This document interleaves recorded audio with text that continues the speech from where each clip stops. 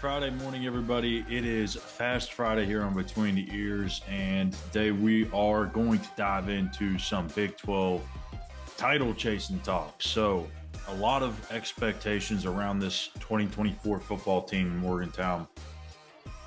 Many think they can get the Big 12 title, many think they could potentially even get to the college football playoff, and I'm not here to say that is impossible.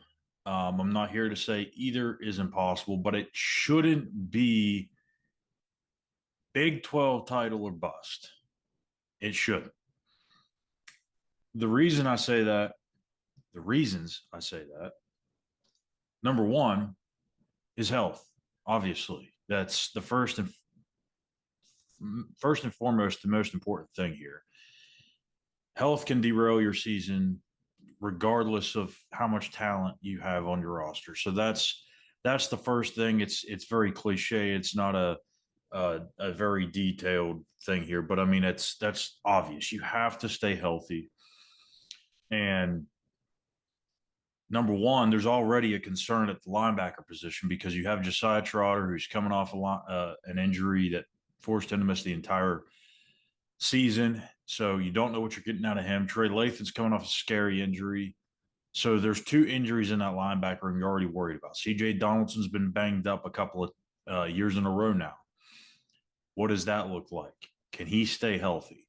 So there's already some injuries in certain spots that you're kind of concerned about, but there's no, at this moment, I mean, obviously with us being months and months away from the season beginning, there's no true concern at this point. And that's just more something that we're going to talk about maybe a little bit in the spring, but more so when fall camp comes around. So number one, you got to stay healthy. We can't project that. No one can project that. So, but you can say the same about every other team. So that's kind of a moot point. But anyway, number two, you have to look around the Big 12 conference because West Virginia's not the only team that's going to be returning its starting quarterback. All right, you've got Alan Bowman, who is entering, I believe, his record-setting 28th year of college football. No, he's been around for a while, but I don't think he's been around longer than the Miami tight end that just got granted his ninth year of eligibility, and that is not a joke. That he legitimately is getting his ninth year. But Oklahoma State, Alan Bowman, is he a star quarterback? No, not necessarily, but he's a veteran. They just won 10 games in a year. No one expected him to win 10 games. They're going to be a factor, as always, with Mike Gundy. I've learned my lesson there. Rocco Becht at Iowa State. He was a really good quarterback as a freshman. Got to feel like they're only going to get better. They won 7 games. Kansas State, who went 9-4. They have a really, really interesting quarterback in Avery Johnson, who's fairly similar to Garrett Green. Got to expect them to be at the top. Obviously, Jalen Daniels at Kansas, he announced his return. Many thought he was going to be entering the portal, but that wasn't the case.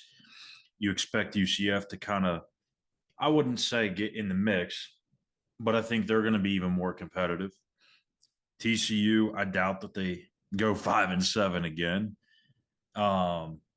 Baylor, very rare season for them. They go 3-9, so you expect them to maybe get back to like a 6-6, 7-5 type of year. So the Big 12 is going to be ultra competitive, and then you add in Arizona, which I mean that roster is going to look completely different now with Jed Fish going to Washington. But you had Colorado, Arizona State, Utah. So there's a bevy of teams that you can make a case for to go to the Big 12 title this year. I don't think there's a clear favorite. It's very competitive from top to bottom. And West Virginia's in that cluster of teams that you could say, hey, there's 7 or 8 legitimate teams that can make it. That list will obviously get trimmed down once we get through the spring and you see who everybody adds and who they lose, and you get to the fall window, and then August comes around, and then you really get a kind of a more clear picture. But number two is the Big 12 is deep, man. Like it is competitive. It's deep. It's going to be a more rigorous schedule for the Mountaineers than they had this year. And how do they handle success? That's something that this program has yet to have to go through. under Neal Brown. I mean, I guess you could kind of say it in 21, coming off of a 6-4 year, but it was a wacky COVID season. It wasn't a full year. There's no fans in the stands. I mean, that was a whole different situation. So I don't really count that. I don't think a whole lot of fans count that. Hell, Neal may not even consider that as success, maybe for that season. But I think when you look back on it, it was just such an outlier that this is the true first year they've had to handle success in a year where things were normal. So I'm hesitant to put West Virginia all the way up there at the top by themselves or in a group of 3 or 4 because I think it's more of an extensive list. But I do think they belong. I do think they deserve to be there because they have proven with this roster that they can win a bunch of football games, a bunch of close football games. They can overcome adversity. They can win games on the road. So I 1,000,000% believe they should be in the mix. The third thing is, look, I get careful with putting certain expectations out there for a head coach. Now, when we're talking about a coach that may have been on a hot seat or something like that entering the season, you can feel a little bit more okay. Yeah, he's got to get the 7 wins or he's got to get the 8 wins to keep his job. You can feel a little bit more comfortable making those types of projections or anything like that. But when it comes to success, I'm a little bit more weary on it because if you just say Big 12 title or bust, that's a little dicey because you could go 10-2 and because the Big 12 is so damn deep and competitive and there's all these different tiebreakers that come to play and say it's a top heavy league and one of you go 8-1 in conference play, but 2 others go 8-1 and you just happen to be the one that's left out. I mean, that's not cool. Like you're not going to get rid of Neal Brown for going 10-2, 8-1 in conference play just because he didn't make the Big 12 conference championship. So I'm a little careful with things like that, but I would say that they need to be in the mix. They have to be in consideration going into those final couple of weeks of the season. They can't be already eliminated. They can't be, 3-4 heading into the final week of Big 12 play. They can't be, I don't even know, 2-4 with 2 weeks to play. I mean, you've got to be in the mix. Got to be in the mix. And I understand that the schedule is going to play a big part in that. But this is it's going to be a tougher schedule, but it's going to be a little bit easier now that you have that road trip at Arizona not looking as challenging as it once was. So I don't think it's Big 12 or bust, but I do think they need to make an improvement and they need to be in the mix. So if you have a situation where they only win 7 games and they take a step back, now that's concerning.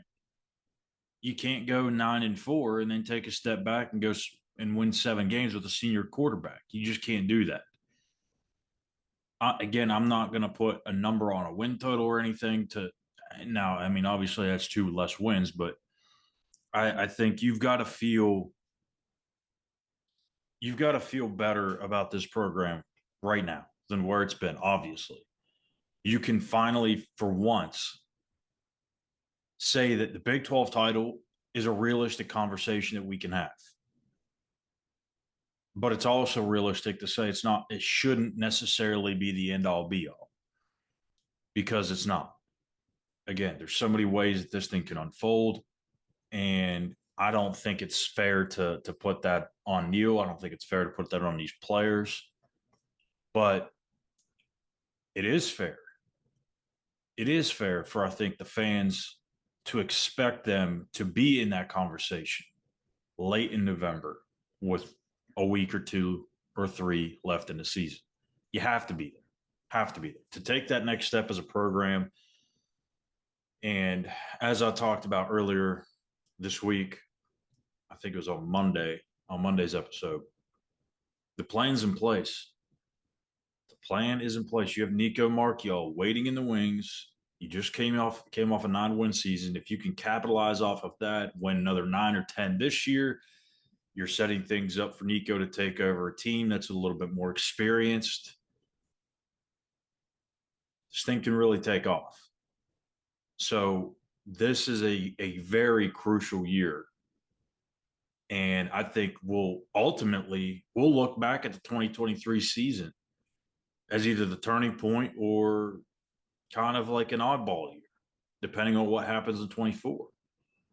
So we'll see what happens. I think there's a lot of optimistic folks out there, and I think they have every right to be. I'm cautiously optimistic because it's only been 1 year of true success here in the last 5 or so. So I don't think it's Big 12 title or bust. It shouldn't be Big 12 title or bust, but they've got to be in that conversation. If they're not, then we're going to have another conversation that we probably don't want to be talking about. So let me know your thoughts in the comment section here on YouTube, here on this Fast Friday. Let me know what you think should be the expectation for West Virginia football in 2024. And hit that subscribe button on YouTube at Mountaineers Now. Give us a like. Follow us on X at Mountaineers Now. That'll do it for this week of shows here on Between the Ears. We thank you for tuning in each and every single morning, and we will be back tomorrow to recap West Virginia and Kansas. That one tipping off at 4 o'clock Eastern time on ESPN+. So we'll have the post-game coverage for you here on Mountaineers Now at this very YouTube channel and in our site Mountaineers Now. Thank you guys, and we'll see you tomorrow night.